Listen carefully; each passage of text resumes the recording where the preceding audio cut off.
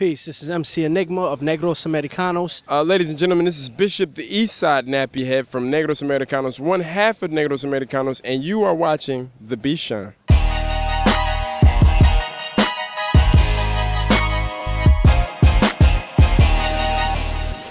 My early surroundings, I grew up in an apartment building on North Ave in Plainfield, and there was, tons of like blacks and Latinos and people from the Caribbean around me. So I just grew up around different types of cultures, and hip-hop's a culture that brings together different types of cultures. So why not continue and follow suit? I had an uncle who was dealing with my aunt, and he gave me a whole bunch of CDs when I think they broke up, and he just gave me all of the CDs. I mean, it was crazy. It was like 100 of them. He had KRS-One's, mostly all the KRS-One's albums. He had The Chronic. He had Naughty by Nature, 1993. Just crisscross, just like lots of albums. And he just did it because he had the money to buy it. But for me, it was everything. So when I got it, I just analyzed every song. And I was always the type to remember the words, you know what I'm saying? The songs, like, I could just memorize it fast like that. So I would do it and just practice in the mirror. And then after a while, it was there. And we started rapping. But when we did it, it was Dr. Evil, for, a movie. The Spy Who Shagged Me, and he had the Just the Two of Us song on that one, and so we really got into it, and we really started rapping with the Dr. Evil voice, and it was funny, and we used to do it in school for jokes, and we used to always make this the most naughty, joking-y type songs, but we were making money in high school selling them, from 14, 15, but after a while, we had to grow up and change it, and, mature, if you will. Watching MC Hammer, I used to watch this cartoon. And Dr. Evil from Austin Powers, the spy who shagged me. When I saw him and Mini-Me rapping, it just was the most amazing thing I'd ever seen, and it made me want to participate. I was in preschool, and I got in big trouble because I walked out of the house. I was dropped off at preschool with my clothes regular, but when I got to school, I went into the bathroom and crisscrossed everything out. I mean, I completely did the totally crossed out thing. And I came out of the bathroom and it was this huge thing. And back then, teachers could smack you on the hand. So I remember getting smacked on the hand about that. I went to this good preschool where they taught you how to tell time and read. I was advanced to the point where 60% of that preschool, they didn't even go to kindergarten. They straight skipped us to the first grade. But I remember being reprimanded for turning my clothes out, trying to be like Criss Cross. Just seeing the impact and listening to AZ, Talib, Mos Def, The Roots, and then Hassan, seeing Hassan Salam rock, it just made me wow. I didn't know you could have conscious lyrics and not come off like the Black Eyed Peas. I thought it was just automatically corny, the community and the unity. And I didn't know that there was a cool way to do it and still be masculine. Well, we just really started taking it very, very seriously back in 2011. We went to Panama. We lived in Panama for a year, 2011. And during that year, it was easier out there because we're American. So everybody was looking at us like the culture creators. And we would go to all the open mics there, pay to get in and rock. And then from that, we would have our own shows. They were putting us on all these festivals and even in Mohawk Elks Lodges and stuff like that. And we were doing all that type of stuff. And then just giving away free music. In Panama, that's one thing out there, even though it's everything's so much cheaper, people don't give things away for free. So because we were coming with CDs that were drawn on and, they had covers and everything, and we're like, here, take this, take this, take this. People were like, free? You're just really going to give it to me for free? I was like, yeah. And you're American? They're like, yeah. So they would pop it in and listen. And they would send us messages on Facebook and stuff like that. And then when we came back here, we just hit the ground running. Every time we heard about a show going on in New York, open mic, whatever we did it. And from that, we made all these connections to the point where now we're doing these festivals. My mom heard the old records and was disgusted by me. I said stuff along the lines of, I beat my wife more than I beat my dick. I comb my pubic hairs with my afro pick. Skeet, skeet, all up in your faces. You get baptized with my sperm on a daily basis. My mom heard that. So I had to change my lyrics. You know what I'm saying? I want to do stuff that she could be proud of. Raised by a single mother, so her opinion matters a lot. And it's just foolishness. I can't get up and perform that. I never believed any of that type of stuff anyway. You know what I'm saying? So it's better to write what you believe in and to walk that. Oh, well, see, I come from a legacy of musicians, so it's different. It's pushed because my uncle is actually, he's not my uncle, but he's involved with my aunt. But he's one of the members of the Moments, is Ray Goodman and Brown. For those who don't know, they sung that, I found love on a two-way street. You know, and you must be a special lady. And they also, Alicia Keys got them. So I met Alicia Keys when I was younger because they took me to 106 in Park with them. And Alicia Keys got them to sing the backup for You Don't Know My Name. So that's my uncle in the back, ooh, ooh, on the Alicia Keys record. So tours and all that stuff, my mother and my aunt, they always go to Miami, Hawaii. They go on boat rides because now they're the old soul group. So their fan base is kind of shrunken. Some of them have died off, you know. Others have they can't physically get out. So they do boat rides, cruise ships a lot. So they always go on cruise ships to the Caribbean and they're always singing. So it's in my family, you know what I mean? So when they realized that I was actually good at it, then they're like, okay, so if I didn't have any skills, say I got on the mic, grab the mic, and I don't know what I'm doing, you know what I mean? Then they're going to like, maybe you should try UPS or try to get a trade or something, go back to school.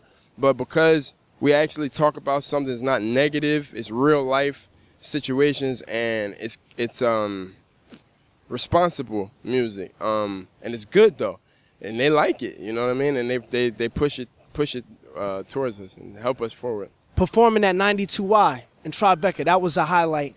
That was for the Music Is My Weapon celebration. That was for Hassan Salam's album.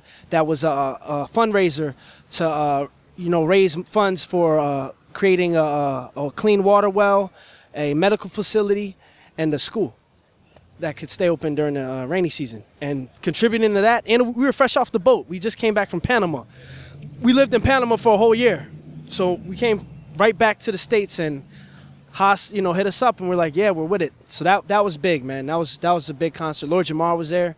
It was just like we came from a Spanish-speaking country, and now we're like with rappers that are pioneers and people we look up to, so it was big for me. I taught myself several languages, right? Spanish we learned in Panama. In 2011, living there, I met a woman out there who was a santera, which is like voodoo, is priestess. She's a priestess. I lived with her. She was my girlfriend. She was 43. I lived with her. I was 23 at the time. This is 2011. She was 43. I lived with her for about 10 months. She didn't speak any English. I learned English from her like this, Spanish. And then I started writing raps in Spanish. So when I wrote my first one in Spanish and I spit it to some Panamanians that were there, they were like, ooh, this is nice. I got to like the lyrics. And I was like, okay, I could do this. So then I wrote more and more and more. And then if you Google us, if you YouTube us, you'll see that we want to get the English stuff more popular because that's the stuff we're performing here. But the stuff with the 20-something thousand plays and the 10,000 plays and the 5,000-6,000 on YouTube is all the Spanish stuff. Because that's who's checking for us right now. And then now, this was October or November. Don't quote me. I'll have to Google afterwards. Maybe you could put one of those like things in the. But I think it's November. It's Black History Month in Brazil, and all of a sudden our Facebook like page was getting about 50 likes from Brazilians every day. And I was like, what? We never reached out to Brazilians. So I asked one of them, and they're like, oh, it's because we're researching Black Americans for research projects at the university, and that's our name, you know what I mean? So they were coming across our Facebook page, and this one girl was like, she spoke Spanish and English. So she's like, oh, I love y'all music. Why don't you do it in Portuguese so that we could understand it? There's loads of Brazilians, and we love hip-hop, we love y'all culture. So I was like, I was like, well, how am I going to learn Portuguese? She's like, well, I teach Portuguese, and you know what? I'll do it for you for free. With the event that she's so secure in her belief that we're going to be big stars in Brazil because of how thirsty they are for American music, and no Americans ever made hip-hop in Portuguese, that we're going to blow, and she does it for free so that she can use me as an advertisement service to say that the way I learned Portuguese was from her teaching it to me. But I would say, to answer your question in short, is being able to train my mind into rapping in several different languages that's not my own. And hold it on, because you could do it, but if it's not nice, what's the point of doing it? There was a guy in our city that was going to commit suicide, and because of the ignorant lyrics that me and Bishop spit in high school, it made him laugh. He took the gun out of his mouth, like laughing. So there's an impact in all the lyrics, man. So that probably is the biggest thing. I already saved one life with my ignorance, so let's save some more with you know, a real message. I want my legacy to just be somebody who contributed something real and added on to the culture, didn't take away from it. The legacy that I think Negros Americanos will leave behind is that we are the first hip-hop artists and in general the first artists of any kind to really do it like this on the scale that we're doing it. There's other artists that I've seen have songs in Spanish and have maybe songs in Portuguese. I've never met any other American artists that made music in Portuguese, personally. I know they're out there, you know, but it's the reasoning behind it, you know what I mean? We started this journey because I want to make this story as short as possible. Substitute teachers, Plainfield High School, 2010, student gets killed by MS-13, black student. War going on between blacks and Latinos in Plainfield, New Jersey, an unspoken war that nobody talks about. People are killing each other, undocumented immigrants being killed because they're carrying their money in cash. And what did Nas say? Robbing foreigners, take their wallets, they Jews and risk their green cards. That happens, you know what I mean? That's happening in a lot of places in America, and it happened in our hometown of Plainfield, New Jersey, and it's creating animosity between the two people that have to live so close to each other. And that's why we joined, that's why we started the group. We joined People's Organization of Progress, or Organization Nonviolence in Newark, New Jersey, that has a branch in Plainfield, New Jersey about stopping the violence. That's after my kid got killed, my boy. And we tried to canvass the neighborhoods where they murdered, but it's a Latino neighborhood.